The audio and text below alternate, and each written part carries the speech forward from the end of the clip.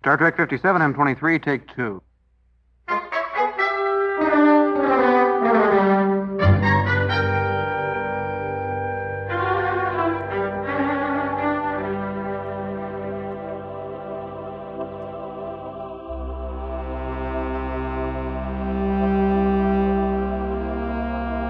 It's the It's Got Star Trek podcast.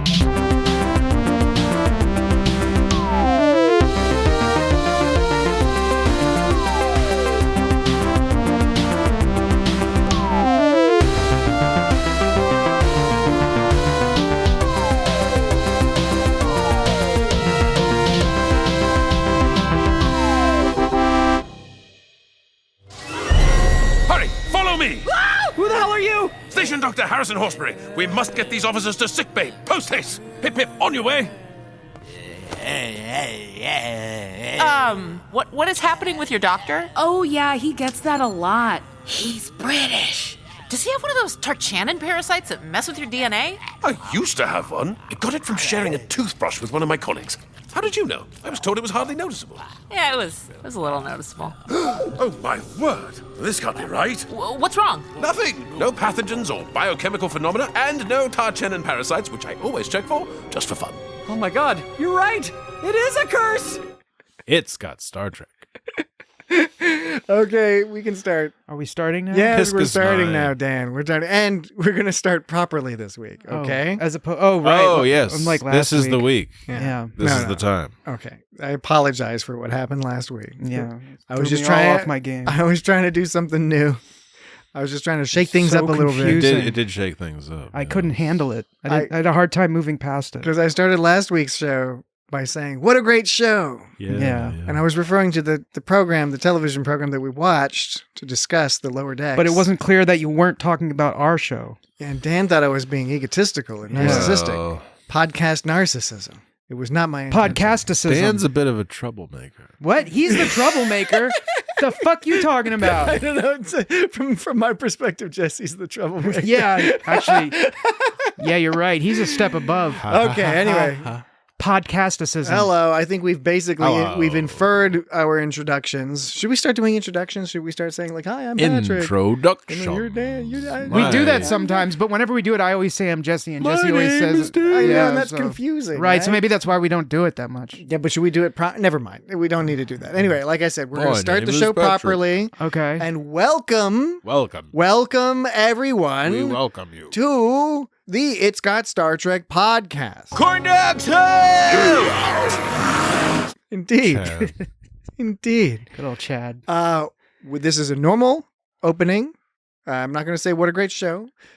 My, this place does have a signature stink. But we do have a certain way of starting the podcast. That we Ah, man, these systems are all old and weird. should take the proper steps. So I'm trying to do that. I'm going to welcome them, Welcome. the audience. I am also going to note, for the record, that this is the 265th Ooh. episode We're closing in on the 300. of It's Got Star Trek. So, what crime did you commit to get you banished to Curse Town? That's a lot of content. I was initially aggravated, as we noted when discussing episodes 1 and 2 of season 5. I was initially aggravated that we had to discuss both episodes. Not because I didn't love both episodes. I did. And I do like getting lots of Star Trek. But as a podcaster, it's a lot more to plan for. They et cetera. punish us. But it did Paramount have punish. it did have the happy side effect of realigning the episodes with the number of the Oh. so in other I words, see, yes. so we What are did- you talking about? okay. 265. It's the fifth episode. It's the fifth episode of the fifth fifth season,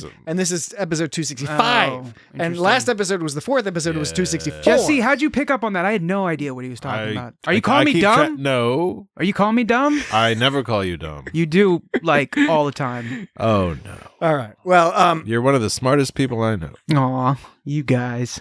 I mean, he doesn't know all that many people. I don't know that many people, but Where were we? you're in there. Yes, 265. That number. Roy. That number is aligning, which may not matter to many people, but I like it. It's fun. It makes me feel more comfortable. What? It's just- Is it like do you feel like an itch? Were you feeling this slight like itch behind your normally, in your no, brain? no, normally Is it like I'm an able itch in to- your brain and you couldn't reach it because it's inside your brain? Maybe, but really, it's the kind of thing I can ignore. But if I notice it, then it makes me a little sad. Don't worry, you get used to it. Well, exactly. Okay, so what you're hinting at with the sound clips that you're playing is that we will be discussing the episode entitled Starbase 80. Probably. Yes, that is precisely what we were doing. So right, it But- pissed me off that they put a question mark in there because you can't properly name files now. But here's the deal. Baga, baga, But boo. here's the deal. Unless you're on using a cloud service or something. No. There is a further controversy. Oh, is it because it's star space base? No. I don't know. I do not know to which you are referring. Is that an ASCII code? No. Look, the question mark. Oh, star space base. No. It is Starbase. So there's star space base and there's a question mark that you can't make file names. Is it space? I don't think it's a space. Isn't Yes, it it's star space base 80. Okay, now I have to look this up because I thought for sure it was Starbase with a no space. I heard Starbase- that space is the place. Starbase 80. Let me see. Now I see it with no space. I see it. Oh, now I see it with a space. Yeah, too. it's back and God forth. Damn it. It goes- There's it so does many. both. That's not the only controversy because what we're not even talking about is that the official title is not It is not Starbase 80 with a question mark. It is Starbase 80 with a question mark and an exclamation point. So the top 4 ones I'm seeing are all from Memory Alpha. The first one is Starbase, one word. The second one is Starbase, one word with a question exclamation point. The third one is a Starbase 80 with nothing. The fourth one is Starspace base space 80. And this is all from Memory Alpha. They're all listing them differently. Okay, first of all, it's early day. Memory Alpha is user generated, so it takes some time after an episode airs, and it aired last night as of this recording. Still, you'd think there'd be a little more consistency. But what we here. know it from the title card of this episode. When you watch this episode, the title card comes up and it says Starbase 80 with a question mark and an exclamation point. Oh, And is there an exclamation point in There the is. title? There Yes, is. two punctuation and marks. I believe it is Starbase as one word, but I can't confirm that with my memory. What? So, not to get everybody all worked up about that, but we're going to discuss more. Some problems need an old-fashioned bunking. We are going to discuss more about question marks, exclamation points, etc. in our second break Fun 'em Up. Oh boy. Paramount Plus, I think, has it listed as Starspace space 80 question mark. And that's wrong, at least I the think. question mark. They do. Paramount Plus had it listed wrong, and they may still have it listed Okay, wrong. but I guarantee you, you load up that episode. I don't remember. does any the spaces. episode say Starbase as one word, or is it Starspace? That I base? can't remember. I don't Oh my remember God. As I that just either. stated, but I do know that it has an exclamation point because when I saw somebody said it had the There's so exclamation much point, controversy. I know, and then somebody said it had the exclamation point, and I was like, no. But then I realized it would make more sense to have the exclamation point, so of course it should. And then I double checked and I watched the episode again, and indeed it did. But I did not pay attention to the Starbase space because I spell Starbase without a space. Oh my God. Space is the place. Yeah, because it's a compound noun, because it's in Compound so it's noun. in such common usage. Generally, these separate, Compound adjective and noun, they end up fusing once something is super commonplace. Fusing. Oh, this human is full of words. I'm glad you're going back to that That one. boy That got one a made- lot That to one's say. going to become useful. That I one think. made it into the best of. Yes, I think that one's going to be a frequent flyer, as it Oh, were. this human is full of words. Okay, but first, But first. I like to go but first. we'll Into all my problems, I go but first. we'll get into all that discussion, and we'll have a second break. Is Fun 'em there, up. is there any other way? With question marks and exclamation points. You'll see what I mean when we get to it. The audience can play along. Oh yeah, that's the stuff. Everyone's gonna love it. But before that, we do have to get through all the front matter, Awesome. including directing interested souls towards our Patreon. It's patreon.com/It's Got Star Trek. And there you will find a cornucopia of Gems. hilarious delights. And we will post The more rarest of gems. more hilarious delights soon. So go check that out. Also, just a comment that currently, even though these are evergreen episodes and you may be listening 50 years in the future, at this moment, If there is a future. in the past week, there has been a massive exodus from Twitter over to Bluesky. Correct. We won't say what. And I mainly mention this because there's a big Star Trek community forming over at Bluesky. I think there's a reason they got rid of it. So, so you should come join us if you either haven't been on social media before and want to try it out, or you're moving from some other place, or you want to know where things are going down. It seems like the party's getting started on Bluesky. Who knows? We'll see if it lasts, but so far, so good. But no more Twitter. Yeah, nobody's hanging out at Twitter. Everyone's leaving. So, but Like a fungus. you can find us on Bluesky as well as most of the social media outlets out there at It's Got So what? Star So Trek. what's like the gimmick with Bluesky that makes it different from Twitter? It's basically like Twitter from 2015. Yeah, but I don't even know what that means really. It just means there's no algorithm. But I when mean, you block people, okay, you can block them. Okay, and what I it's mean is basically like Twitter. okay. What I don't mean is administrative kind of things. I mean in terms of like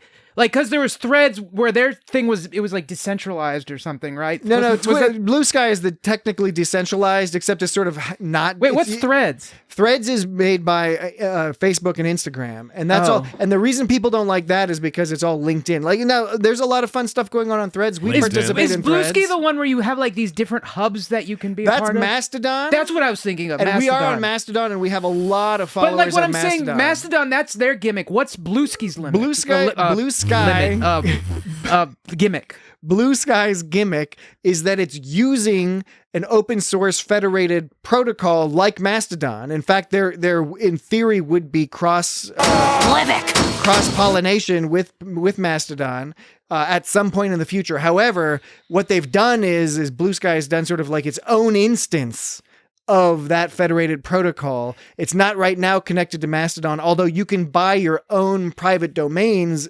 on Blue Sky that are connected to Blue Sky. So you can do some cool stuff in that direction. But overall, for the average person, it's just similar to Twitter, fewer features, but also fewer terrible people and much better moderation of shady content. That's why it's so retro cool. Yeah, for now, who knows? We'll see. But, anyway, something worth checking out. Flux spectrometer. This week, we did only have the one email. This is an email. Flux spectrometer. Flux spectrometer. Yeah, Sounds like she's saying flux spectrometer. sounds like it, but I wasn't sure what she said, and I had to turn on the subtitles. play it and, one more time? Pause that shit and be like, "What did she say?" Flux spectrometer. yeah, it does sound like Because Spectrometer. because the X sound She made bleeds a, the X bleeds into the S sound. So it sounds like she, flux She says it spectrometer. very well. It's Flux it's all spectrometer. musical. Flux spectrometer.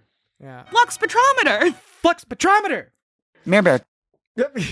We'll get to that as well. Livik. But first, we have But first, I always go voice. butt first into all my activities. we have an email Is there from any Wilson other way? Wilson Liu, and Wilson says, Just for fun. "Dear manager." And then parentheses, if you are not the person who is in charge of this, please forward this to your CEO because this is urgent. Thanks. Oh no! Close What's parentheses. going on? This is the email we got sent. This is one of them. Scams. What? We are a network service company based in Shanghai, China, mainly responsible for registering Chinese domain names. On November 4th, 2024, we received an application from Lizzie Holdings requested It's Got Star Trek as their internet keyword and China domain names. No. After checking it, we find this name conflicts with your company name or trademark. In order to deal with this matter better, it is necessary to send an email to you and confirm whether this company is linked to your company in China. Best regards, Wilson. Mr. Wilson Liu. Mr. Wilson Senior Liu. Manager, number 98, Xinhua Middle Road, Zhangyang, Shanghai, 201500, China.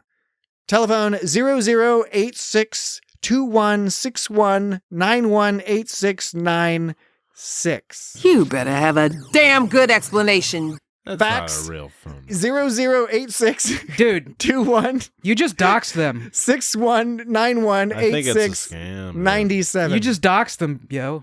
Oh, and Oh, at the man. bottom it says tip. Please add mail sender account to your contacts to make sure our response does not end up in your spam folder. Wilson. What happened? Well, Wilson, Wilson! I don't have any comment. I'm not too worried about people taking over any sort of, trademark or anything like. We're not. So what was the name of the company that supposedly took our name? Let's see. This is it says we are a network service company. Wilson, senior manager, and email from.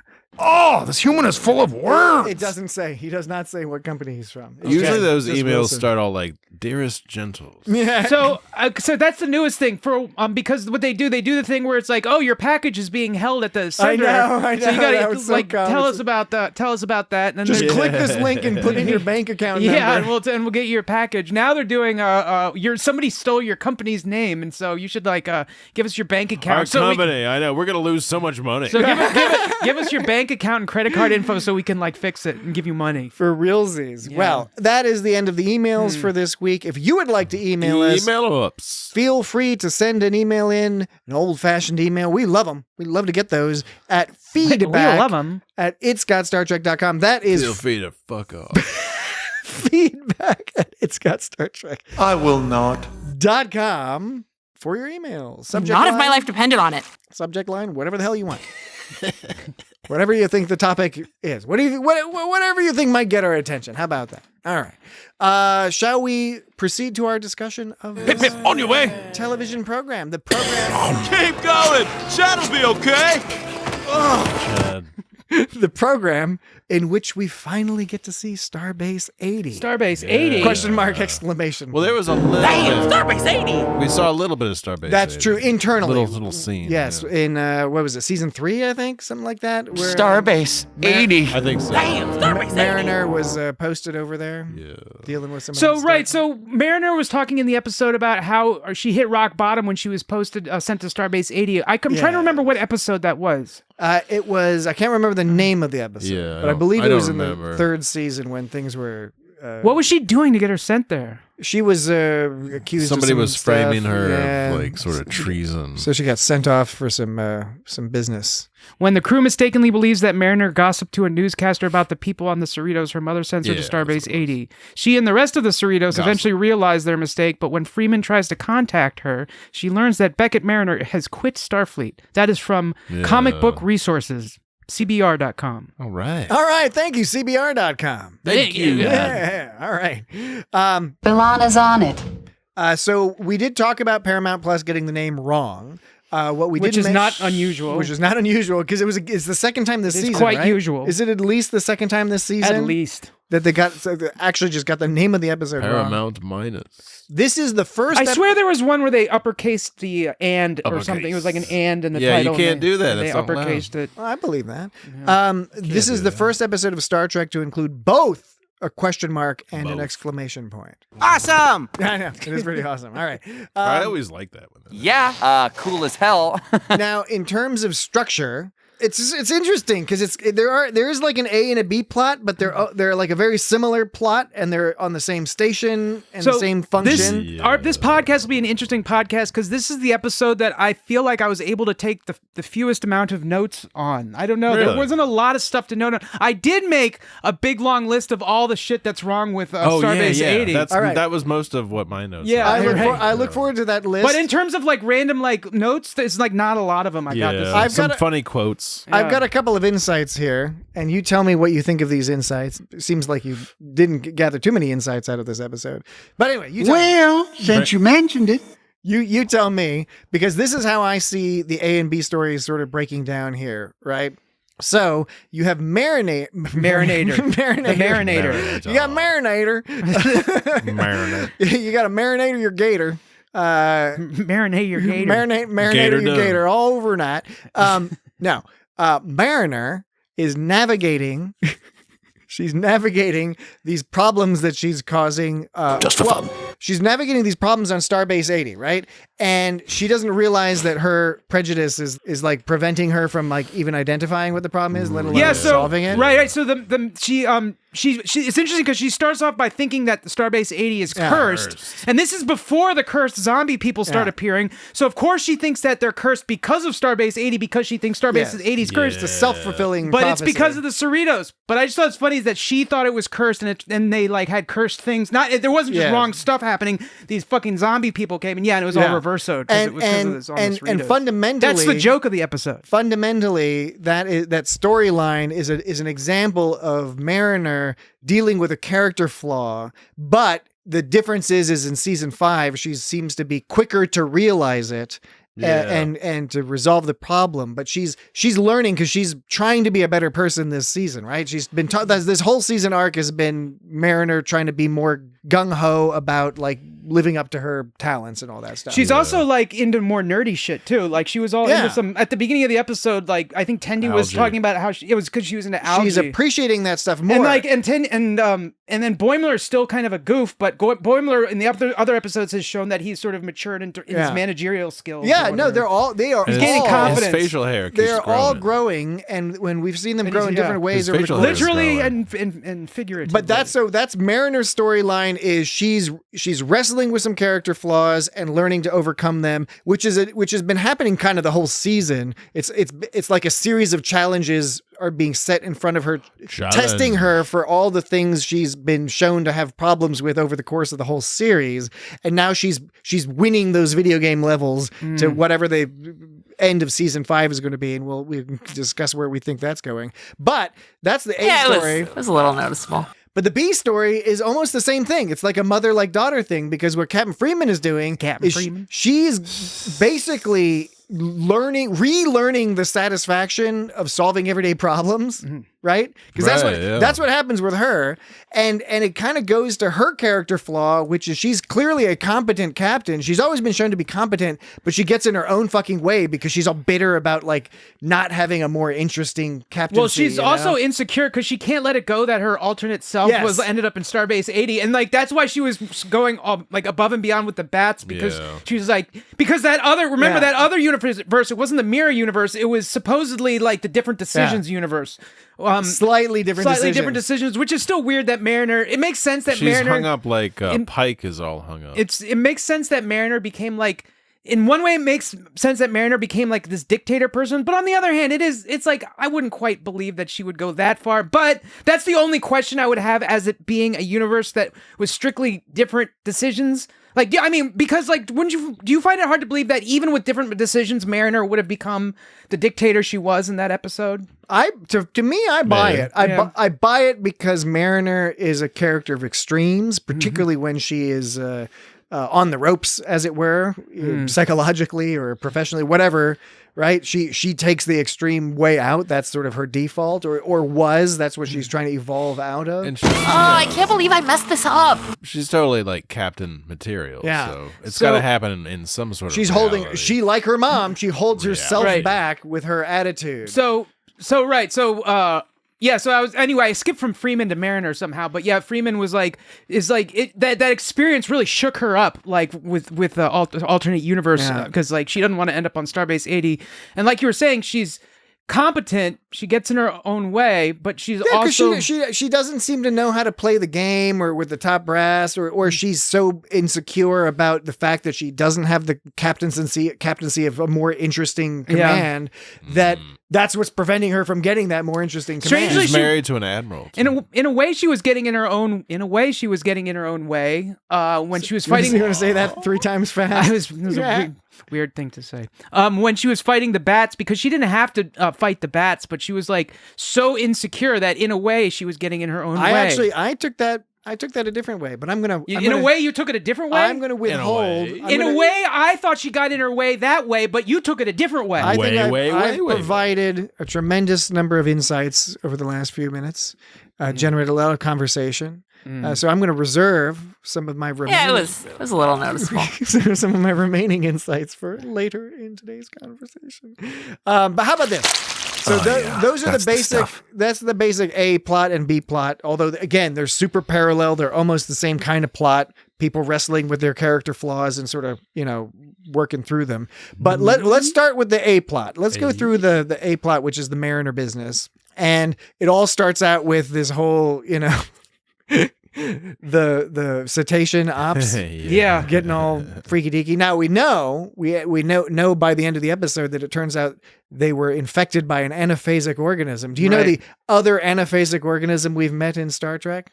In all of Star Trek? In all I of know Star there's Trek. been one, but I can't remember. It was the sexual assaulting ghost in Sub Rosa. Remember that ghost Okay. candle? Yeah. That was an anaphasic organism, if I recall correctly. Okay. Which series? In TNG, that was when Beverly's ghost candle. Oh, speaking of which, because this does have a rather, most of this is like rather TNG. Did you know- with some Did you see- lower decks color? the Dr. Horseberry, he was wearing a Crusher coat. I don't know if that's a standard issue like doctor's coat, but he was wearing It's one. the coolest coat. But and they also and I commented this on I think one of our last TNG episodes. They had a first season turbo lift handle in the turbo lifts. Those handles you hold on to. Yeah. That was like a first season TNG thing. Anyway, but you're looking at me like I'm some kind of idiot, Patrick.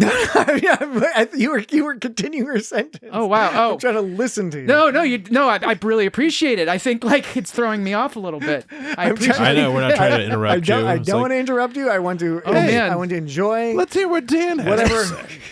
Whatever spills out of that round mouth of yours, that round mouth. I'm very appreciative of both of you. Thank you. I threw me off. That's my own fault. All right. Continue. I was looking up. I was trying to find the origin of cetacean ops because I know I've looked it up before, but I can never seem to remember where specifically. TNG technical. It's just the technical manual. That's why I think. Where that was did the they first get it from? reference. Is this all come from like Star Trek 4 I somehow? think Rick They Sternbach pulled it out of the ass. Rick Sternbach ate a bunch of mushrooms and started drawing pictures of the USS Enterprise. It was like, I'm going to draw the insides. Whales, baby, whales. It just- it's steered by whales. It must have been influenced by Star Trek 4 He put a rubber ducky in there. somehow, right? Yeah. Like because the whales that you know, put I the never whales thought of that. It has to be related somehow. Sometimes I read that in one of the books I read about.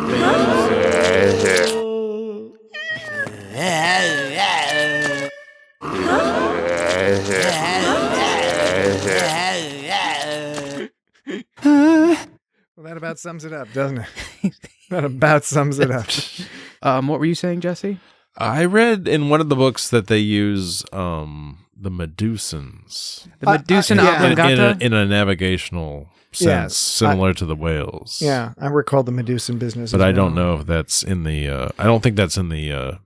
I don't know that that's TNG, on screen. that's not in like the. It's not in the Galactic class, which is where they have Galaxy this- class? Yeah, I'm sorry, Galaxy class. It's just such a bizarre fucking thing to. which is what the technical manual is. It's so bizarre to have Bizarre. whales of all things. Like you have so much future shit, but then you like whales. Like I know, right? Because they're in danger. They're clever and they can navigate around the seas. So Yeah, of but course they can navigate in the stars. Yeah, but I And mean, they're like belugas. can't Are they like- beluga whales? can't like scanners also navigate? Like you see mean the what's- things where your head explodes? No, dummy. You were being You silly. mean the movie Scanners? No. Where the heads explode? No. I thought that's what you meant. No. I thought you might be talking about Scanners. Oh, boy. All right, we haven't even technically started talking about the A story because it hasn't even been split off yet. They haven't even gotten to the part where it splits into an A and B story. We're at the beginning bit. Right. So there's the whales, and then they have to find a new nav unit. Yeah, and so they've got to. But They've got no they have choice. they have to limp to the nearest starbase, which happens to be Starbase 80. Starbase 80. Because Deep Space 6 is 400 years 400 away on years. Impulse. Yeah.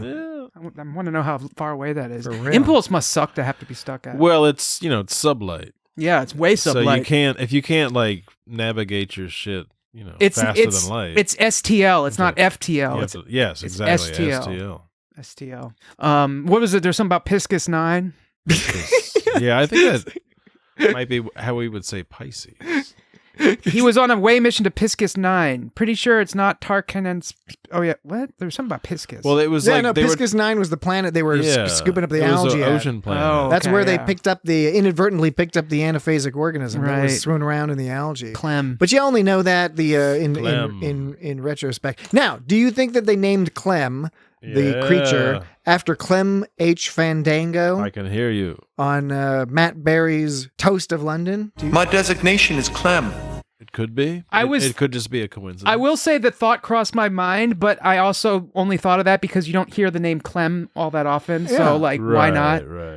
You know, if they named it Bob, I wouldn't think of What About Bob or something like that. Bob you know? is a common name. I was thinking about What About Bob the other day. What That's about because I Bob? sent you. I was singing that song, the music. It was that's the part right. that goes. Do-do-do-do, do-do-do-do, do-do-do-do, do-do-do-do, cha-cha-cha, do-do-do-do. You know, you guys should do a What About Bob podcast. Yeah, I remember you sent that to me, and I didn't recognize it because it was a poor rendition. No, it wasn't. It was a perfect And rendition. then you just told me what it was, and I was like, oh. It was not. What do you mean it was a poor rendition? Now I It was like remember. right on point. You sing it better. I'm not suggesting I can. I'm not. It was just about. I think it's about as good of a rendition as a single human voice can do. I don't even disagree with that. Then you- I well, then think, you- then I it's not think worth that the calling a poor- melody. I think the melody of that particular tune is difficult Then to render. if it's the best that one person can do, that's not accurate to call it a poor rendition. Okay, you're right. It is not accurate. How about if I call it an inadequate rendition? That's a little It was unscientific. inadequate for me to determine what it was. But Some problems need an old-fashioned bonking. you're right. But I must insert myself here briefly to note They can be real dicks. that it is time for us to take a wee little break. A wee little break. A wee little break. And when we return, we will continue our discussion of Starbase 80, question mark, exclamation point. But we will also have a very brief, but very fun, I believe, I hope, fun 'em up. Be right back. Hurry! I feel myself getting moronic.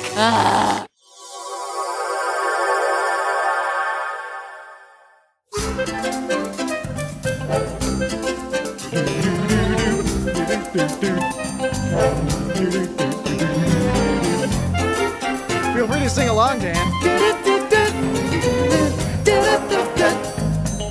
Cha cha cha. Cha cha cha. So groovy. Cha cha. Cha cha cha. Choo choo choo. All right. Hey, everybody, welcome back. Welcome With back the help of two of my biggest weirdos. to the It's Got Star Trek podcast. Come on, danger time. Indeed. Okay. So we will get back momentarily to Yeah, our this place is basically controlled by a knife gang. discussion of the old episode that we're talking about, Starbase 80. That But- old episode. By the way, I like this. Yeah, this place is basically controlled by a knife gang. I like how Boimler at the end. They just threw that. They didn't have to put that part in. But right. Why did he do that? Yeah, he's just showing him all whimpering, like being Funny. nervous. I didn't catch that. That is very funny. But But yeah, okay. I caught So it a couple times. So that was the What About Bob? that was the What What About About Bob Bob? music And so that Dan was talking about. and so, what do you think? What about what Bob? did I you- think everybody should watch What About Bob. Did It's a you- great movie. It's a horror movie. I think you that's guys how should you do gotta a What watch About Bob podcast. So I sang the part that was like dun dun dun. Do do do. And what would you want me to sing the clarinet part? Now that Yes. would be difficult. We can't do it. We just go and you know what we're talking about. 80s movie clarinets. See, it was a great rendition I did. It's not that the rendition was bad; is that the song didn't lend it. The piece didn't lend itself to being rendered by a single human voice. Ah, Well, it's like a synthesizer. and that was the problem with the early to mid 90s. Unless you're Kevin Winslow. No, not Kevin Winslow. Kevin Winslow. The bleeps. That's Michael Winslow. Michael Winslow. Yeah, not Kevin Winslow.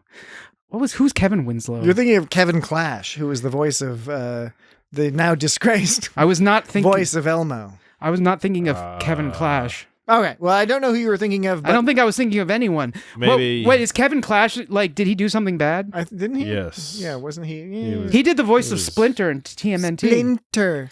Okay, You let's didn't know get- that? Did you know that? I did know No. that. I did know that. Yes, actually, I did. As it happens, No, you didn't. I did. Elmo loves you.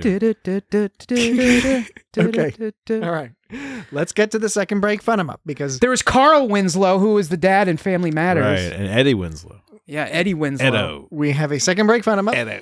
in order to proceed to the next stage of our conversation, we first must get through the barrier. But what I was of saying the is, second if you break. were Fun 'em up. Michael Winslow, is that who you said? His name? Yes, Michael Winslow. If you were him, you could probably sing the clarinet part of the. What If about you were Bob? a human synthesizer. I have no doubt that is probably correct. Okay, we have a fun 'em up, and also remember we have like the list of things that the Yes. shit that went wrong with the. I want to get to that list of things. Now it's time Awesome! to shut them up. Correct. All right. Okay. Okay. Second break, fun 'em up. And this centers around question marks and exclamation points. Hip, hip, on your way. So it's a bit of a quiz. And don't worry if you can't think of the answers. It's just meant to sort of generate some fun. So you don't have to I feel like bad about quizzes. yourselves if you don't get the answers. I don't think I'd necessarily get these answers off the top of my head. So Y'all have fun. the question is, can you remember which episodes of Star Trek, in all the Star Trek franchise, which episodes have exclamation points in the title? all of them? Other than this episode. Holograms? You're like, all of them? Yes, I want you to name Holograms? every episode of Star Trek that has an exclamation point Oh, in I the can't do title. that. That's no. And the audience at home, you can be screaming at your radio sets, at your crystal radio sets, or your But whatever you do, don't turn or that your dial. podcasting device or your television. So you might know the answer. Some of you out there probably know the answer, or at least one of them. What do you think? Can either of you remember What are little anything? girls made of? That's No, a no. recent one. That's a question mark. We're asking for exclamation points. Shit. Exclamation points. I already fucked it Wasn't up. like QU? Wasn't Q? It was like QU. It was like QU, man. No, Wasn't that's that Q, Hugh. QU? QU, man. I have to imagine that Dan is joking because Oh, I can't believe I messed this up. Yeah, he's totally fucking we with in it. fact we've done Q Who. It's somewhere back there in our library That's of a question episodes. In our previous 264 episodes, we've done Q Who, but it's not QU. QU. It's like you who You. QU. No. Spread myself too Double thin. Q on you. All right, I'll give you a hint. There are only 2 Shit. other episodes other than this one. There are 2Q? only 2. Yeah, I don't have the know-how. There are only 2 episodes, and we'll get to Bill Dotereeve in a second. There are only 2. There are only 2 episodes of all of Star Trek that have exclamation points. Really? Do you know what one of them is? One of them we've covered. We have covered one of those episodes. The other episode we have not done. Wasn't there one just called like attack with exclamation point or something like that? Yeah, I mean you're very close. Sabotage. Sabotage. You're very close. It's not sabotage. Sabotage. I'm not joking, Lee. It's not sabotage. It was TOS's Operation Annihilate. Yeah. Operation Probably. hyphen annihilate exclamation point. So that's one Correct. of them. We have not yet covered that one. The other episode, how about this? I'll give you a hint. It's a golden era of Star Trek. Or no, silver, I don't know what you call it. It was, TNG, Voyager, Deep Space Nine. What happened? I welcome y'all to Deep Space Nine. Keep going. Shadow'll be okay. It's in Voyager. It's in Voyager. It's an episode we covered in Voyager. It's like Year of Hell. All right. Probably. We got to continue. So I'll just tell you, it's Voyager's Bride of Chaotica. Oh, I can't believe I messed this That's up. hilarious. Exclamation man. point. Yeah, I All right. should've gotten All that right. one. Now we will move along home. Such an insignificant We will move episode. along home to Hip, hip, on your way. episodes of Star Trek that have a question mark in the title. Well, Jesse, why don't you do your thing? I blurted out that one about what are little girls made What of. are little girls made of? We just covered that Yeah. episode not too long ago, so that was an easy one to remember. That has a question mark in it. Any others? Can you think of any others? How many are there? I'll give you a hint. There are twice as many with question marks as there are with exclamation So that's points. 4. None. No. We've got what are little girls made of? Any other guesses? I got no idea. There's 3 of them are from TOS, and you've already named one of them. You've named what are little girls made of? Where's the other one from? Oh, I'll yeah, tell you that right. later. Okay, let me let's 3 of them from I'm just going to TOS. consult the Check me out. I'm a total T'Pol over here.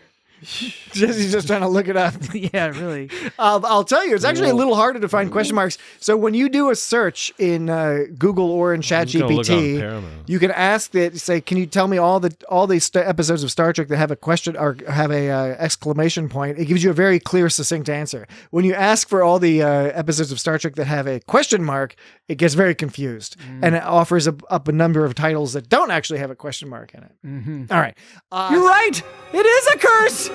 Since we don't want to waste everybody's time here and people at home are definitely screaming at their podcast, the other episodes from TOS are Who Mourns for Adonis? And Who Mourns for Morn? And Who Mourns for Morn? Yes! From Deep Space Nine. Yeah. Cool as hell. Well done, Dan. Who Mourns for Morn? That's the only from Deep Space Nine. Stuff. None in TNG, none in Enterprise, none in Discovery. None I like in to lay it Picard, on thick. None in Strange New Worlds, none in Short Treks, none in Very Short Treks. You've only got this Lower Decks one, has a question mark. And All I smell is gel. And the last one from TOS is there in truth no beauty? Okie dokie. That should do it. Now, the honorable mentions there are a couple of episodes, one has already been mentioned obliquely, that ought to probably have a question mark, but were not rendered with a question mark. Both coincidentally are from TNG. And the first is Q Who you'd think it would be like Q Who, but instead it was like Q Who, which is peculiar. You better have a damn good explanation. Do you know what the other episode of TNG that ought to have a question mark, but does not in fact have a question mark, leading me to believe that TNG was reticent to use punctuation in their titles. Because of file names. Was it clues? Maybe because of file names on Back early... in 1988. Well, yeah, because TNG was one of the first shows to use a computer. They had typists who did typewriters, but then they switched to computers, and they were able to type up their scripts on word computers. processors. Yeah. You're probably using WordStar, maybe WordPerfect eventually. I liked WordStar. Bank Street Writer. Thanks. I was going to say that. I bet they were. I had that on my Apple II Plus. Yeah, for real. The other episode was Who Watches the Watchers? Oh, fuck. TNG. When Bobby Hill. With Bobby Hill? Dude. He was like, okay. That's why it's so retro cool. Picard's not a god. It's a great episode, Who Watches the Watchers. I don't think we've discussed that one. No, we should do that one soon. Incidentally, I like in this episode how they brought up where Mariner was asking, it's like, do you think Q is scientific? And Teddy was like, probably. Because it's kind of true. It's like, not really, but you could probably like mind canyon your way around some way that Q is possible. I don't know. Now, did you say mind cannon or mind canyon? He said canyon. Because I'm kind of like super into the idea of using a mind canyon as a tool. I did say cannon, but the canyons of your mind. But can't I? So the idea is, like you think of a mind palace. Yeah, but like a mind canyon is even better than a fucking mind palace. I don't know. A mind palace. A mind palace makes you is sort of like complimentary. I think a mind canyon is not so much so. Maybe not. It's kind of like another way of saying you're empty-headed. You know? Is it? Oh. Or you're just really impressive. I don't know. Okay. Well, we'll get to your list soon, Dan. But before we get to your list, I thought we should chat more fulsomely about this A story with Mariner. Let's get on with it. Mariner's the focus, but of course we get to see the other characters are involved in helping her along. Oh, did you remember when they were all like? Do you remember when they were all on the bridge and they were shirtless, like Rutherford and Boimler were shirtless? Right. Okay. Point number one. I'm very glad you brought that up because we did neglect to talk about that, and the whales didn't say anything. But point number two, you've again we've been removed from the A plot, and we're now sorry. No, I'm fine with it because you're right. You're right. We ought to discuss the shirtless Boimler and his nipples. Yeah, because he was super, like he was just straight up nippling out all over the place. Oh yeah, that's the stuff. Yes. Yeah. Now that's starting to get us into the A plot, right? Mm-hmm. So Ransom, of course, goes off. Well, the A plot and the B plot. Ransom splits off and goes with Freeman. Mm-hmm. Right. I like how Ransom is the only one who's like all into Starbase 80 because like he's really into the gel. He's into the gel, which it was a little gel mustache on his lip, which was creeping me out. All I can smell is gel. And that was like kind of a combo joke they had there because they made a reference to Enterprise obviously with the gel, But then they and the uniforms. And the uniform, like they're so old that they're using like NX style uniforms. So, but yeah, they were using the gel, and they're like leftover uniform. And and at the same time they were implying that they stopped using that gel because later on they learned it was like bad for you. And then the other joke is, of course, like Ransom doesn't fucking care. He's just rubbing. And then Starbase 80, Starbase total T'Pol and over Starbase here. 80 is so shitty that like they still use like old shit that's deemed poisonous. Did you record the clip of him saying I'm a total T'Pol Total over T'Pol, here? and he calls her Mare Bear. I actually played that sound earlier. Yeah, The you did. T'Pol one? The Yeah. Mare Bear one I heard. I don't remember the T'Pol one. Check me out. I'm a total T'Pol over here. I played it like not 10 Yeah, minutes you ago. told- I mean, I told it, believe yeah. you, but I don't recall it. It It's did funny. not. It did not record into my memory engrams. It's okay. I got that shit. Yeah, you got Just so Jesse you got it. know. Yeah. Or you guys are totally Before you pranking decide me. to hate me. No. You guys probably got to, like, when I was in the bathroom during the break, you guys got together and you're like, you know what's going to totally prank Patrick if we pretend like we played a sound. No, it's clip not that he- unusual that I'll play a sound and you won't like have heard me play the sound, even though I play it. It's not unusual. It's age. Mm. Age is getting to us slowly. Ooh. Age and stress. Slow. Yeah. Brain stress. Okay. Check me out. I'm a total T'Pol over here. All I smell is gel. I like to lay it on thick. Flux spectrometer.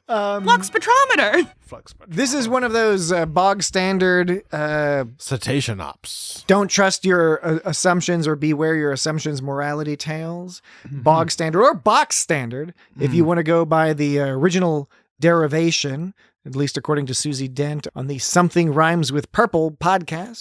There's a podcast about the origins of words. It's a good one. You should check it out. Yeah, Oh, also that Box sounds standard. intriguing. Box standard evolved into bog standard. Ransom also was like really into the stairs too. It's funny because it's true. Yeah, They that was don't have good. stairs anywhere in Star Trek.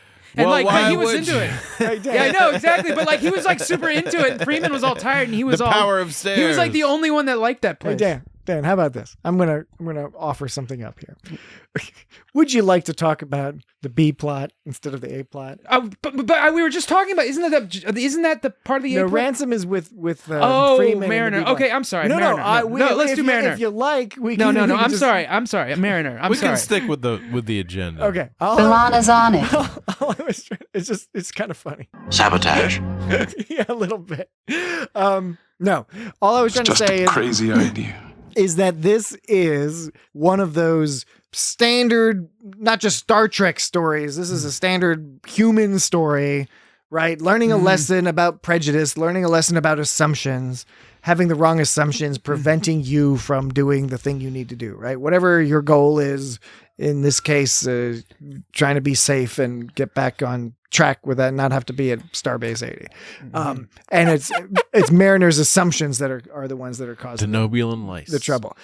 It was well done. It was very standard. I think you could predict pretty early on where the Mariner arc was going to go. It's like, oh, she's making some wrong assumption and then she'll figure it out. And now she's got the right. Yeah, because she was saying Starbase 80 is where you go when you hit rock bottom, but then Knox was like, no, it's where you go to get second chances. Yes. And they actually did a callback to that later when when Mariner when Knox stomps Mariner's like electro wire that Clem is pulling her in with, like she stomps on it and she's like, Mariner, and Mariner goes, what are you doing? And then Knox is like, giving you a second chance. Yeah. Now I felt that callback was kind of forced because like if Mariner like if she like woke Mariner up from her haze, Mariner wouldn't be like, what are you doing?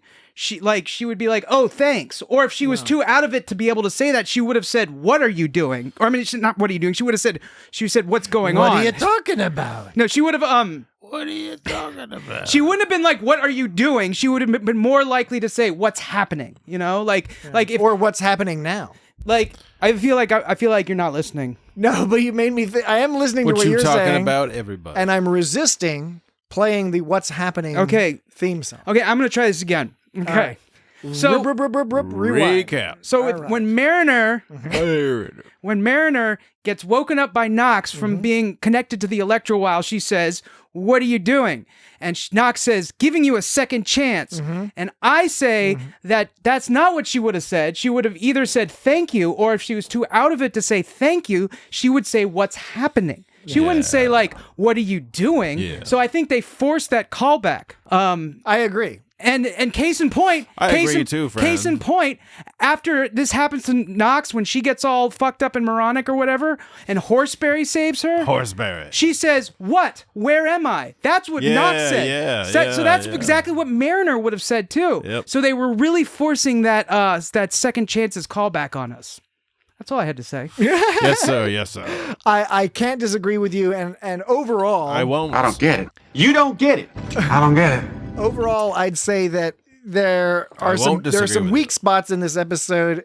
They're not very weak because there's a lot of funny stuff. It's still an awesome episode. It's still fun. I just found that the storylines were a little on the nose. And there are examples like that where there's some writing that seems a little forced because they're really trying to stick to this pretty explicit structure. And it's fine. It works. And it works again because the characters are fun. They add in a lot of the little jokes and nostalgia here and there. It's a story that resonates with us. It's a good lesson to learn, right? To be careful about your assumptions, particularly in the context of being a good Starfleet officer, which is what Mariner's trying to do. All right, cool. It's just a little bit straightforward. Yeah, and often they're more creative about that type of stuff. One of the things I didn't have a lot of notes to take. Actually, I did have several of them. So unlike Mozart in the movie Amadeus, in the movie Amadeus, who is accused at one point by the Emperor of Austria, or was it the Archduke? What is he? This human is full of worms. It's the Emperor. It's the Emperor. Yeah. He claims that Mozart, his music has too many notes. The Emperor and the Archduke. Which would be the opposite of what you're saying. Right. Yeah. Because you didn't have enough notes. Well, there weren't enough notes to you take. You didn't generate enough notes because this is a slight story. Yeah, it now is a double plot, but they're both the same plot. It was kind of made up by the fact that there was a lot of like shit going wrong to look at. Like there was a lot of that kind of stuff to pay attention to. So there was a lot of stuff to keep your eyes peeled for. I hate that saying. But but like as far as structure, story structure, there wasn't like a whole lot going on with that. Right. You know. I'm glad that Chad lived though. Because like Chad, like you all thought he lives to dog another day. Yeah, that was one of the funniest parts of it. Yeah, I know. I thought he was going to get eaten and like a zombie eaten. And like and he had Wolverine style like Wolverine style corn dogs. Corn dog things. Although he kept dropping the corn dogs, which I thought was a fun gag. Right, because he's he's clearly the corn dog guy. Yeah. Not only is he selling the corn dogs, he's into the corn dogs. But every time he's trying to serve somebody a corn dog, with the tongs, he kept dropping them on the ground or fumbling them. And it's funny because the whole thing about a corn dog is that it has a handle. Yeah. So you don't need to use tongs. It's a dog on a stick. I don't understand that. Maybe it's a gravity plate. So Nox was Elorian. Is there something in the lore about Elorians being great fighters? I don't remember that. Well, Guinan is pretty tough and badass. And then Soran from Star Trek Generations, right? He's an Elorian. And then you've got that guy from a young Elorian is just a regular person. Yeah, I like that. On Deep Space Nine, what was his name? Mertez or something like that. Yeah, Riggs and Murtaugh. No, Martis Mazur, I think was his name, from Rivals, from DS9's Rivals, played by Chris Sarandon, who played Prince Humperdinck in The Princess Bride. And he was on Deep Space Nine, and he had a whole gimmick with some gambling business. So he's another Elorian. One of the only other Elorians we've met. Starbase 80 kind of reminded me a little bit on the inside of DS9. It also had something in common that it had the Akamarians. Yes, the Akamarians from the TNG's The Vengeance Factor. Yeah, Season 3 episode. Now, so Deep Space Nine had the Cardassians were like the ones who owned that ship originally. But now this one is a little different. It's the Akamarians took over it now because of a goofy mistake in a treaty. Yeah, right. Because they didn't give a shit. Which is hilarious. Yeah. Now are the Akamarians there because it's like Starbase 80 is shitty, or Starbase 80 shitty because the Akamarians are there? I don't know. It's the chicken or the egg. Yeah. But classic conundrum. But in a way, it gave me similar vibes to DS9, like on the inside, and just like the fact that or a more rundown DS9, and I suppose now is as good as any of a time to broach the idea, the topic that. What if they did a spin-off series or mini-series? Spin-off series. A Starbase 80 series about Starbase 80 kind of getting up to speed. No, I am not going back to that hellhole. Because DS9 came after TNG, and as you said, Lower Decks is kind of like TNG-ish. And so if you want to do more animated adventures and you can have some characters stop by, maybe even transfer over there like O'Brien did. Hell yeah. You've been introduced to some Chief O'Brien? some very interesting characters. You got some interesting characters that people already know and love, like the corn dog guy and like the engineer Bill Dotrieve. Looks like this is a job for Chad. Chief Engineer Gene Jacobaski. At your service. Chief Engineer Jabroni. Stephen Root. Stephen Root, yeah. Stephen Root is one of my favorite actors. He also, I think he was also that guy who said this. Unless they're going to the arcade. No, not that guy. But the other guy guy standing no, next there was to him. there was a guy. Yes, the guy standing next to him is Stephen Root for sure. Wait, I have dude. that. I just played the wrong file. I suck so bad. Is it? Did you put too many exclamation points and question marks in the file? Wait, it's this one, I think. We don't get a lot of your kind around here. That's the one. 100% that's Stephen Root. Yeah, that was a different character, but same voice actor. He is character and voice actor royalty. He's gold. And he was great in Barry as well. Yes. He was excellent in Barry. Absolutely. Bill Excellent Dotrieve. in Office Space. Office Space. He was excellent. Yeah, in, he was in, Milton. No Country for Old Men. That news show? What was that? You know that with the Phil Hartman. Absolutely. I mean, what are we supposed to do, Dan? I mean, we're not going to do anything about it. Yeah, I know. Oh, I'm sorry. It's fine. You just puff away. What are we, just the nature of things. Anyway, what was the My, this was the place show? does have a signature stink. News what? What? News what? Radio? News radio, yes. News radio. I was like, News Hour? I know it's not that one. That also had Joe Rogan on it. Joe Rogan. Really? And it had Phil Hartman until his wife shot him in the head. And it had and that kid's in the what the fuck? I can't believe I forgot his name. The kid's in the hall guy. Dave Foley. Dave Foley. Oh, Dave yeah. Foley. And it had what's his name who was on that episode of Voyager who everyone hates because he's annoying. David Spade. No, the goofy guy who's like, oh, look at me. Look at me. Oh, no. Andy Dick? Andy Dick. Yeah, all wasn't right. he was on that show, right? Yeah, he was. Yeah. And then John That Lovitz show. came on the show after Phil Hartman was murdered. That's the ticket. Yes, exactly. All right. Now that we've gone down memory lane just because Stephen Root came out, I just thought about it. I was like, wouldn't it be great if we had more of this? I could see an entire series set around the rehabilitation of Starbase 80. And honestly, not to get to the end of the what I think the conclusion of the B story is, or what the B story is sort of leading to, I think that that what you have at the end of this season is Captain Freeman transfers to take command of Starbase 80. Well, since you mentioned it. Probably. I think this episode is her rekindling her passion for just her passion for smashing. Oh, shit. What I was going to say was her passion for solving everyday simple little problems and making a place better just by doing the hard work of solving the little problems that add up. And this is the perfect example. Like Starbase 80 has a bunch of these, and it could be as simple as having the right commander, putting attention into this, and then you've already got characters like Stephen Root, who's awesome as Chief Engineer Jabroni. I always love Stephen Root when he's awesome. awesome. And I like Nicole Byer as what was the Elorian character's name? Cassia Knox. Yes, great character. Mm-hmm. And what was the corn dog guy's name? Chad. There you go. Looks like this is a job for Chad. Because I was thinking about it, I was like, you know what? I wouldn't want to be Corn dogs, I wouldn't want to be on Starbase 80 too much in its current state because it is a little bleak. But you figure, like, if the goal is clean it up a little, get that promenade a little bit more busy, get more people coming, maybe clear out a few of the Akamarians. Keep it to 1,000 mutations or less. They can keep running the arcade. Looks like it could be a fun place to have some. See? The curse begins. Some stationary adventures with ships showing up and politics and ships intrigue showing and up. all Put me in the brig. Shoot me into space. I like it when ships show up. I don't know. I like it if you got Lower Decks as an underdog story, and by the end of season 5 they will have emerged from their underdogness to prove their mettle. If you were to do another show, that's what you would want to do. You'd want to have the underdog space station. Yeah. Arf, arf. Yes, that's rehabilitating its Deep Space reputation and having some of our characters do it. Why not Captain Freeman? Why not? Why not? Why not indeed? Do it. So so are we talking about the B story now? B. We have transitioned directly into the B story. Okay.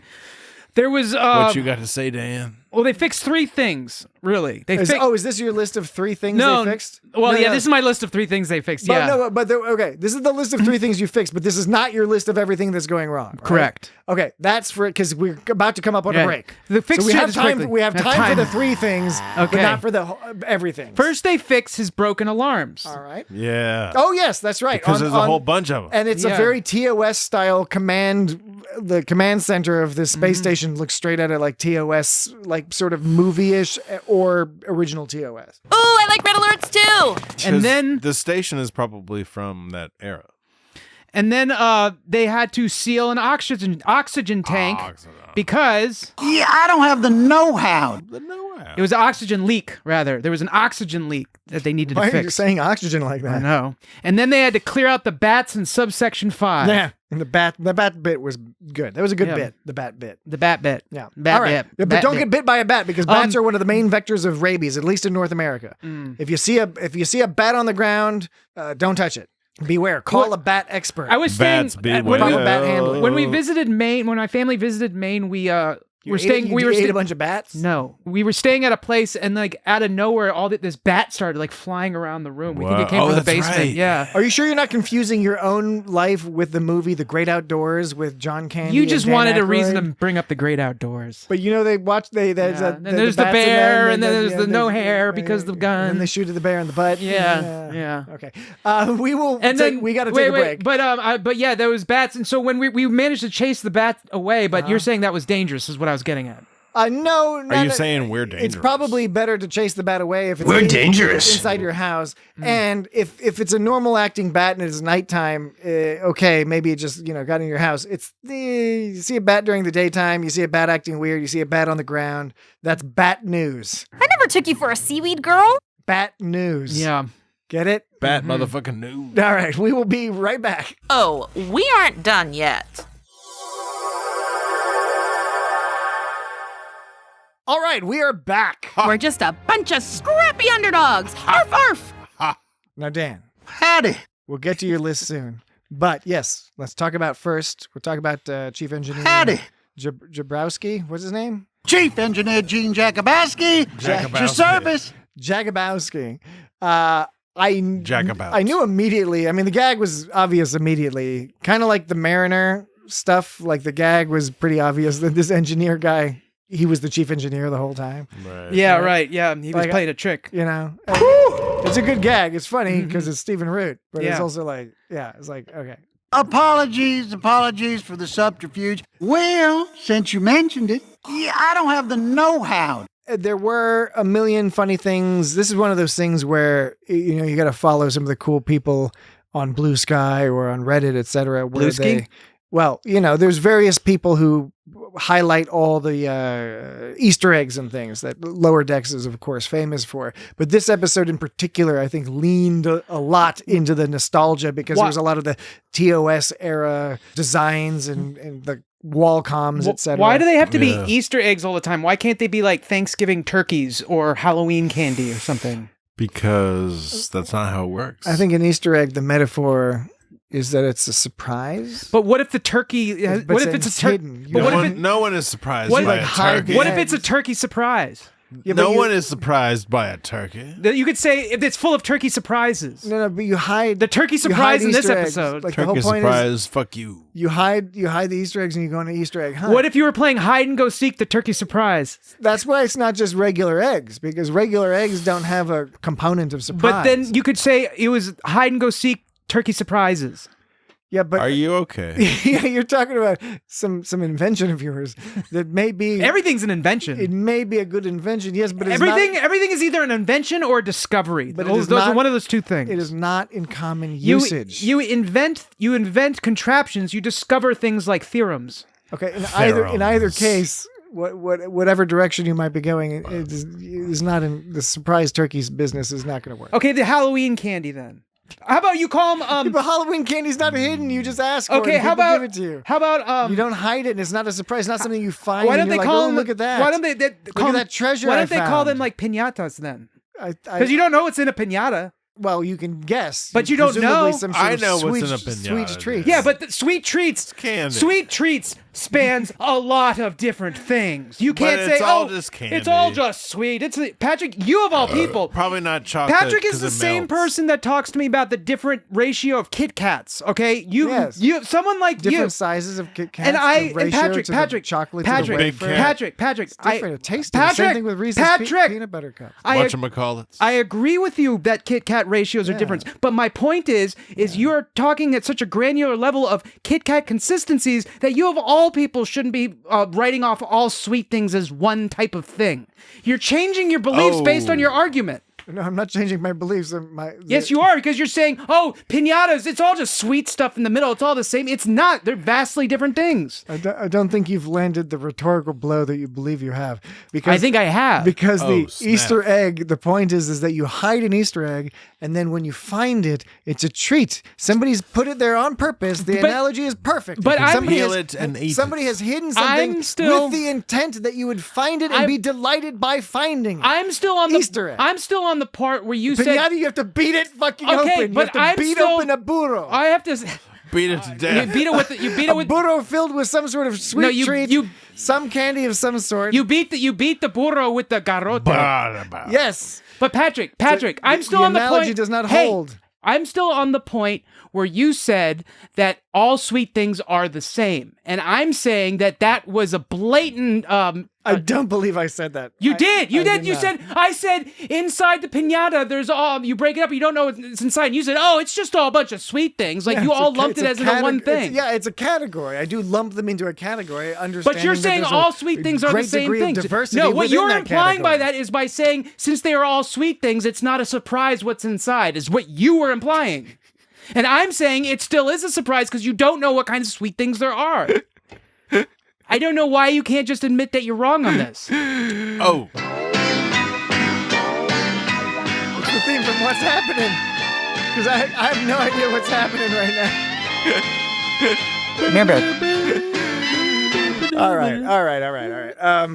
I can't remember what we were talking about just now, but whatever it was, we'll Asking you to be emotionally honest with me. we have to continue our discussion. Okay, well, we'll talk about the shittiness of Starbase 80. Starbase 80? Yeah, Starbase 80. Okay, we have to go through this list quick. Yes, because I am eager to go through this list. There are 23 items. Holy shit, that's a long list. Yeah, so that's let's one see. of the longer of the Dan lists. Well, that's how much shit there was wrong with Maybe it. we should have spent all that time talking about some nonsense about candy and I think we got a lot of shit aired. I would think we aired out a lot of dirty laundry. All right, good. Okay. So, number one, Starbase. This is the shittiness of Starbase 80. Number one, they have denobulin lice. Number two. Which sounds scary. Yeah, it does. They always talk about denobulins, but we never get to see enough denobulins, I feel. We've seen a number of denobulins on lower decks. I don't know if that's true. They're often in the background or just hang around. We don't. We've seen a bunch. I feel like we haven't seen as There was one a couple in the episode. I feel like they in talk episode about 3. There was a skiing denobulin. The scientist was a denobulin who was skiing. I feel remember? like they talk about them more than they show them. Well, we just saw one a couple weeks ago. Well, Discovery referenced them and didn't show them. Okay, that's a different show. But it's Star Trek. Okay. Okay, look. Okay, next They one. call him Johnny Goalposts. What? How is this my fault? It's not your fault. I just said they call you Johnny Goalposts. This is not. I'm not the one who's wrong here. All right. Oh, damn. You're telling me that I'm changing the goalpost. That I'm changing the goalposts around. I'm not. We're talking about Star Trek. This is a Star Trek podcast. Why do you get to decide which one we focus on? Colloquial nickname. But okay, Star Trek. Your point was about. Okay, next one, number 2. Okay. They use discontinued Enterprise gel. Yes. Yeah. The decontamination gel. Yeah. Check me out. I'm a total T'Pol over here. It was invented in 2001 to be all sexy. Yeah, and it They're let like these kids. They gotta watch the Star Trek. We get some naked people. It made me not want to watch the whole show. All I smell is gel. The twist is it's not going to just be naked girls. It's going to be naked boys. I stopped watching the show. You're going to see Captain Arch's penis just a little bit. Oh, yeah. That's the stuff. Gonna rub gel all over him. It's a disinfectant, you see. It's science. And so let They Ransom gotta do it. It's science. Let Ransom be creepy. Okay. It was creepy. Number 3, Mariner fell into an open ditch. They have open ditches there. Number 4, they have older model nav processors. I don't remember exactly how that applies in context. They have all sorts of old. Well, it's because they were there to get a nav processor, and they were saying they probably have some, but they would be old. We have a nav processor too. They have old, like, okay, yeah, they're getting nav processors. You're right, and they were like, yeah, we got some. You don't mind? They're an older model. Yes. Wall comms. Okay. Intercom. Engineering is all upside down. Yeah. You know, she really should have warned them before. Knox should have warned them that it was upside down. The gravity was upside. No, they didn't. They watch your step. After they walked in and fell on the ceiling, she was like, "Oh, by the way, their battery gravity is all backwards in here." She's Elorian. Elorians are listeners. They're not like talkers. Yeah, they need to learn communication. They can take it, but they can't dish it. They use wall comms. You mentioned that. Number 6, Jesse. They use wall comms. Number 7, there have been no updates since the 2260s. Mm-hmm. Hence, I think that goes part and parcel with the wall comm situation. All that TOS style. Number 8, they have multicolored tubes. Number 8, they have food vendors instead of replicators. Yeah. Looks like this is a job for Chad. And old uniforms instead of replicators. Well, I'm getting to that one too. Sorry. No, it's okay. I'm not. Hold your horses, Jesse. He's got a list. No, it's got an order and everything. This is in chronological order, as in the order in which they appeared in the episode. There's lots of static buildup. I don't remember how that. Starbase. Well, that was because the grav plating. The communicators were getting sparkly, and this was after again. Mariner assumed incorrectly it was because of static charge buildup and not because of a monster.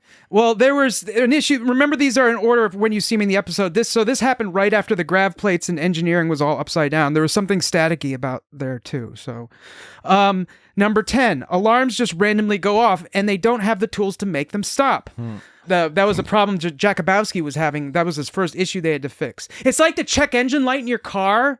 When that goes on, it usually means it means the check engine light's broken. Yeah, I know, right? It fucking sucks. Number 11, they don't have up-to-date tricorders. Number 12, they have no holodecks. They have arcades instead, which is kind of awesome. And they had some cool arcade games in there. Awesome. Yeah, I actually listed all 6 of them that you see the title of. Ooh. You have number 1, The Bone Collector. Number 2, Ferengi's Fortune. Yeah. Number 3, Cardboard Chaos, which is was that like a reference to like the set designs or something? I wasn't 100% sure. I was trying to figure that out. Because I saw that Cardboard Chaos. When I saw that, I immediately thought of the TOS episode where they went to the Old West planet where they had half the buildings put up or whatever. Well, or Ta'ana, Dr. Ta'ana, she likes her cardboard box. Oh yeah, she does. But I don't think it was a reference to that necessarily. Number 4, actually, this one didn't have a name, but you could tell it was like some kind of Klingon Galaga. It was Galaga is that. Was it Klingon or Romulan? Because you're right. Oh, you're right. It's Romulan. Yeah, you're right. Sorry, ship. you're right. Yeah, you're totally right. It's a Romulan. And Galaga being that spaceship game where you're like go back and forth on the bottom of the screen and you shoot the pattern of aliens coming at you. And if one of the aliens captures you, you can destroy that ship, and then you get that ship, and you have 2 ships, but you have to do it at the expense of 1 life because you have 2 lives on the screen at the same time. It's a very interesting strategy. You can upgrade your weapon, but at the expense of a life. It's a good game. Did you prefer? More. Yes, but it's important to ask this question. Of course. Did you prefer Galaga to Space Invaders? Yes, easily. Because it was more advanced and had more options? Space Invaders was also more stressful because they just slowly come down towards you, and you have to get them before they get you. And they got faster as fewer of them were on the screen. And it's a great sort of gameplay mechanic because it does add like intensity to the situation. But I kind of like Galaga's style. It's more my style, Galaga. Okay. You know, the sound effects too. It's a little more advanced. Like the sounds are cooler, and I like that strategy how you can upgrade your gun in Galaga, and I don't know. It just was more fun to me. Space Invaders was like. It's a great game, but you know. All right, thank you. I think digression concluded. I think Mortal Kombat is the greatest game of all time. I disagree. While Mortal Kombat is a very good game, I think Donkey Kong is the greatest game of all time. Donkey Kong sucks. You suck. What was that from? I'm guessing The Simpsons? No, it was Billy Madison. Oh, Oh, you're right. Billy Madison. No, you kids like them sloppy. Yeah, the sloppy Lady, you're jazz. scaring us. Sorry. Adam right. Sandler. Okay. They also had aside, okay. arcade number 5. They had the captain's chair, which was looked like one of those sort of immersive arcade games where it had like a big thing you sat in. And then this was not in the arcade, but it was in the promenade or something. They had a rideable targ, like a targ, like one of those rideable targs. So that's kind of a bonus that doesn't quite count. And those were the arcade games. I miss arcades. I remember when they'd have arcades in the side of strip malls, and you'd go in and it'd be all shady and people smoking cigarettes, and it was all dirty. Yeah, it was just funny how you started it off like you were an 8-year-old boy. Like, I like arcades. Yeah. I miss when arcades were around. I like the guys who smoke because you cigarettes do this outside. But don't hang out with them when you're by yourself. Just make sure that you're with a group. They're good to watch from a distance. They're good to watch. Indeed. Turn the tides on them. Okay. Number 13. This is the things that had gone wrong in this joint, right? Yes. We mentioned this earlier. Nobody paid enough attention to the negotiations and accidentally surrendered half of the Starbase to the Akamarians. So basically saying it's so lowly regarded that people don't even put effort into proper negotiations. Yeah. Either that or someone was incompetent on the Starbase itself and made a poor negotiation. Either way, nobody paid enough attention to not make the place even shittier, which indicates that it's already pretty shitty, that they're just willing to let it go further. 14, uncovered and unrefrigerated cursed sauce. There was someone who was talking about some cursed sauce. Mariner was referring to the sauce because there was some sort of a sauce bar.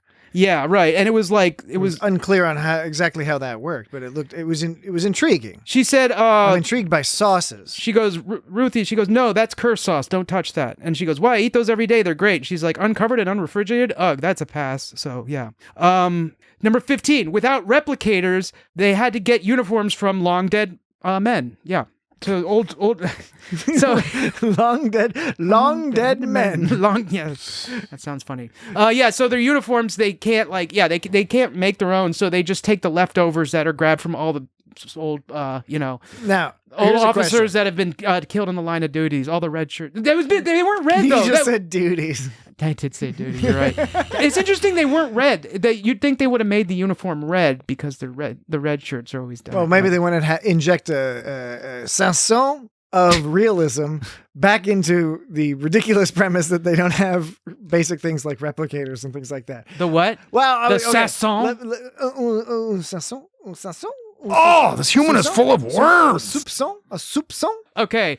Number 16. Their storage appears to be full of film. I don't know why. That was a weird one I added. I don't know why I added that. Well, this their is storage room back, appeared. It did appear like it had reel-to-reels or film or something. 100%. So again, I get it. It's a comedy show. I enjoy the comedy show. Every now and then, I feel like maybe they're going a little bit far with the no replicators.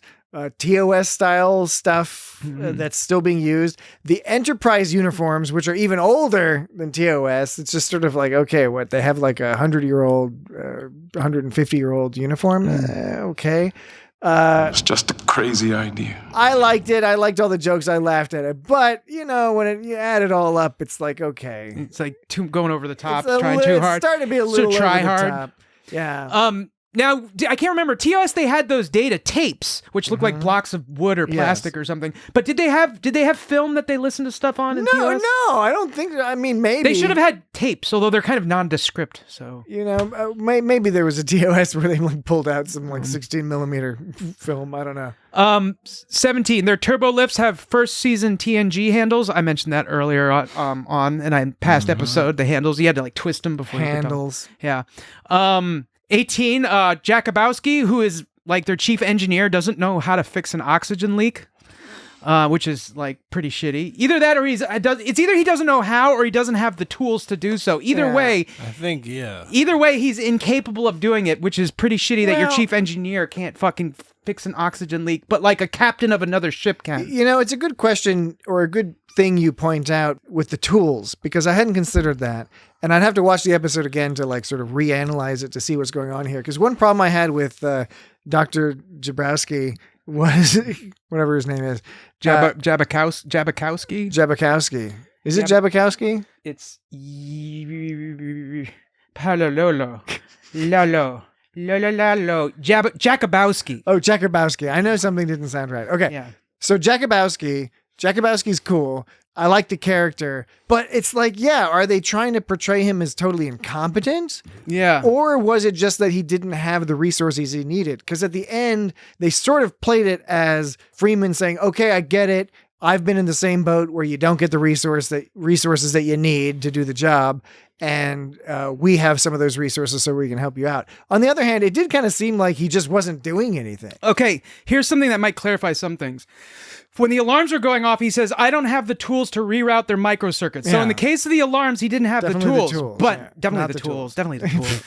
But with the oxygen leak, he said, yeah, I don't have the know-how to get this oxygen leak sealed. Yeah, he said doesn't have the know-how. Yeah, so he doesn't have the tools or the know-how. Their chief engineer is impotent. So it does work. Regardless, it's the story still ends up in the same place. Yeah. With Freeman being like, "Oh, okay, this is kind of cool to help out." Although she's doesn't seem to be having a fun time with the bat, like right at the end of the episode. Yeah, that's another one. 19. They have stairs. Like I mentioned, which is blowing Ransom's mind. He loves it. It sort of blew my mind too, because you don't really think about it until you see stairs in the context of a space station, as opposed to on a planet or moon or something like that. You might see stairs, or you might see a couple stairs, but just like a plain set of stairs going all the way. What they say, like 32 floors that they had to go up. It was a lot. Whatever it was a lot. So there's number 19 and 20, or 20 and 21 kind of go hand in hand. I'll just quote the line here. Does he have one of those Tarkanin parasites that mess with your DNA? I used to have one. I got it from sharing a toothbrush with one of my colleagues. Yeah. So that's number 20 is they have to share toothbrushes. Number 21 is they have a Tarkanin parasite going around. So that's apparently. So those are two bad things that go hand in hand with each other. Yeah, that they're not only sharing toothbrushes, but that their toothbrushes are infected with Tarkanin parasites. That's the business that Geordi went through, right? Where he was infected with that dormant virus that turned him into the weird mud man? No, into the blue fluorescent vein creature. Yeah, the mud man, the blue mud man. I mean, where he was wearing the spandex outfit? Yeah. Wasn't he like a mud man?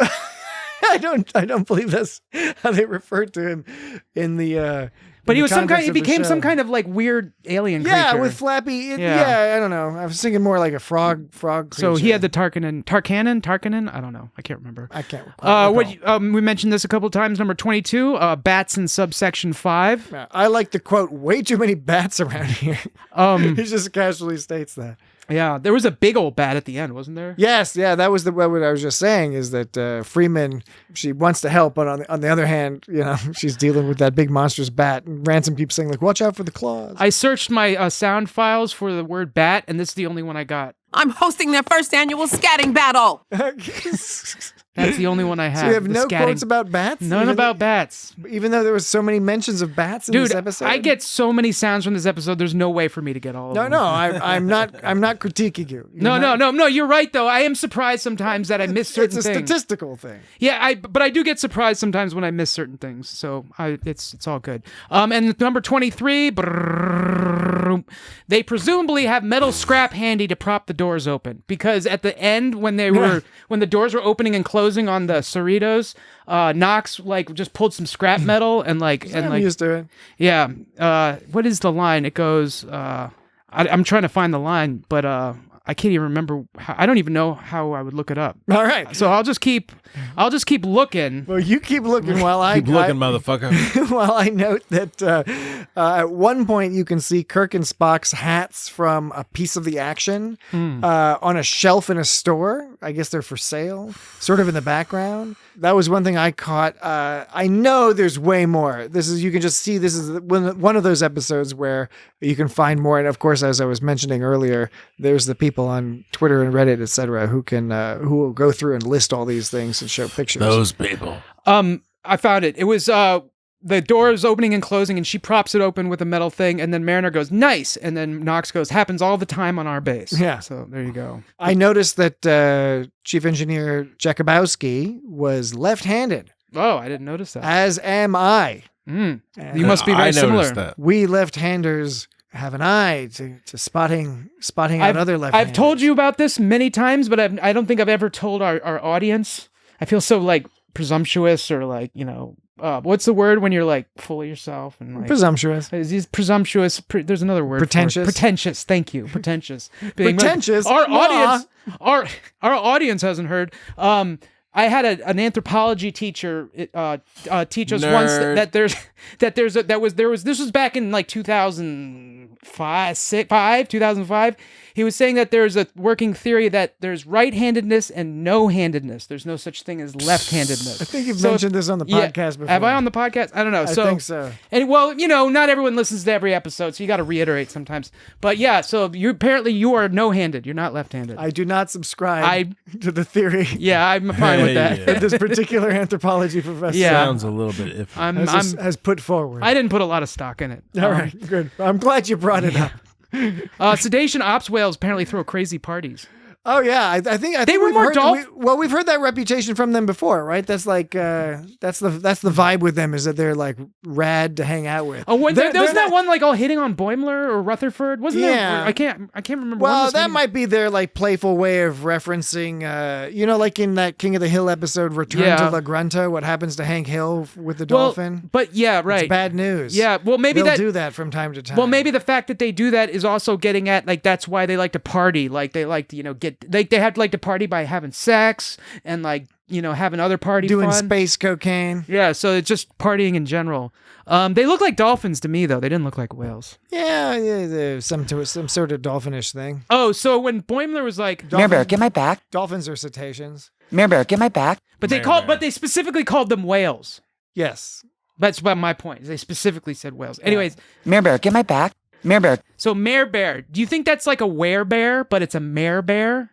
Are you all familiar with werebears? I mean, wear anything, yeah, because were means man. Jesse, in Old English. Jesse, are you aware of werebears? I'm aware of werebear. So do you think it's like a mare bear? So where? It's like a bear that turns into a mariner? Where is an Old English term for person or man. Right. And so I didn't ask for I didn't ask for the history of the etymology of the word where or whatever. Well, you got it anyway, bitch.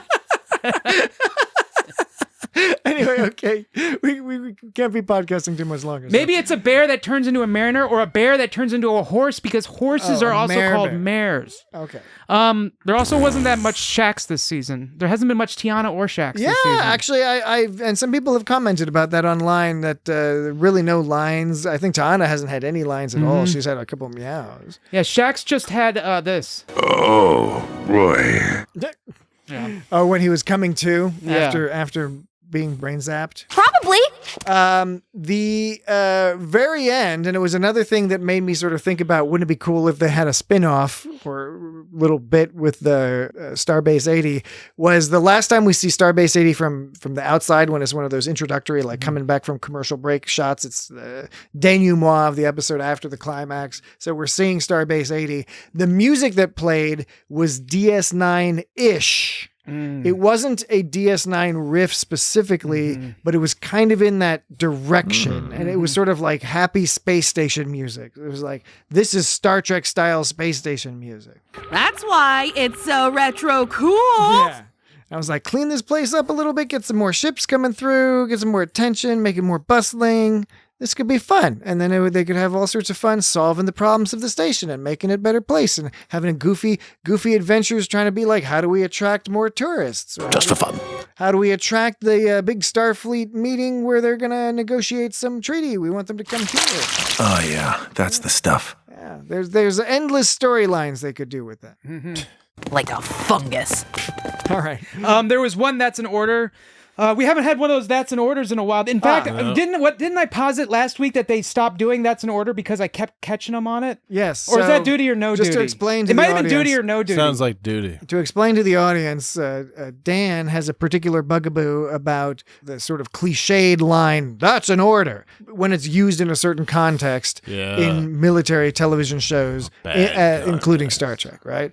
And that's what he's getting at. So when somebody says that's an order, Dan likes to highlight it it and then pass judgment whether or not it falls into the negative category of being cliched or if it's used properly. Take it away, Dan. And for the record, I posited last week that they stopped doing duty they stopped saying duty in the episodes because they were upset embarrassed rather, because I kept calling them out on Duty or No Duty, which is another game that I have. Yeah. And so since I played Duty or No Duty and called them out on their duties so much, they stopped using the word duty in their episodes. Dan was presuming that Mike McMahon is a regular listener. And in fact, we forgot to mention this last week, but Mike, if you are listening, please just write in a feedback at isgotstartrek.com and let Dan know whether he's correct or not, whether you told the writer's room to avoid using the term duty so that we don't have to hear the whole duty or no duty game from Dan. Hurry! I feel myself getting moronic. Pip, on your way. Indeed. Okay. Any final points? Well, there's the that's an order, which I have to. Oh yes, of course. Yes. We did the whole explanation, but not the meat. Right. Yeah. Freeman says, Mariner. All hat and no cattle. Mariner, why don't you go see if you can help with any station repairs while we go and get the processor? Mariner says, ooh, alternate idea. I would love to go back to the Cerritos and not help with anything. And then Freeman says, that's an order. I mean, it's very standard usage of that's an order. It's cliched, right? It's a little cliched, but at the same time, it wasn't like kill me, shoot me in the head. Yeah, shoot me in the head. Shoot me in the head to save your life. It's like, no, Captain, that's an order. Yeah, exactly. Perfect. All right. So, but it was, I think, whenever they could have done better. All right, they could have done better. Other final points. Well, speaking of duty or no duty, there is one duty or no duty. Okay, well. all right, let's do it.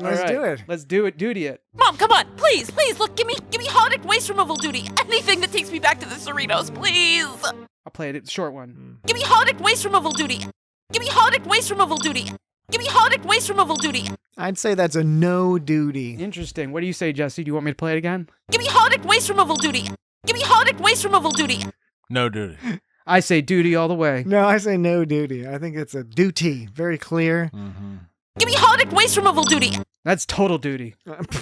Anyways, it's fine. We don't have to agree. No, we do not. You got duty on the brain. Yeah. So you guys say no duty and are wrong, and I say duty and I'm right. Okay, good. So I was right. Maybe so, sir. Maybe so. I think that does it for us. That's how it works. For this particular conversation. I'm pooped. Next I'm week. Poop all over you. Next week. Gross. That is gross. Don't do that. No duty. Sounds like you want lots of duty. Next week. Next week.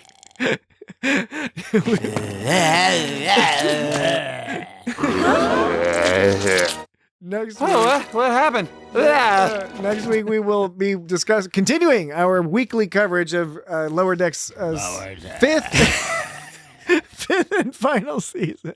It's going to be. Are you going to do that the whole way there? It's going to be episode 6. It's called Of Gods and Angels. I thought you said good of gods and anuses. I knew you weren't going to say that, but my brain made that happen in my brain. Of Gods and Your Angels. brain is messed up. That will be the episode we'll be talking about. Oh, my word. In the meantime, you can go to the website, www.isgotstartrek.com. Pip, on your way. Feedback at isgotstartrek.com to write an email. Isgotstartrek.com/record to send a voicemail if you like to do that. Yeah, I don't have the know-how. We are at It's Got Star Trek on Blue Sky and Mastodon and Instagram and Facebook and YouTube. You're right. It is a curse. Ah, see? The curse begins. All those places. Come, join us, interact, have fun. It would be joyful were you to do so, and we think you would enjoy it. Spread myself too thin. That's it. We don't need to talk anymore this week. We'll talk to you again next week. Goodbye. Y'all have fun. Chad lives to dog another day. There's still the big one. But it won't even fit in the cage. Yeah, not with that attitude, it won't. How about I just forge the signature?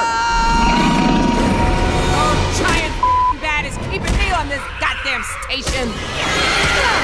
Look out for the claws, Captain. The claws.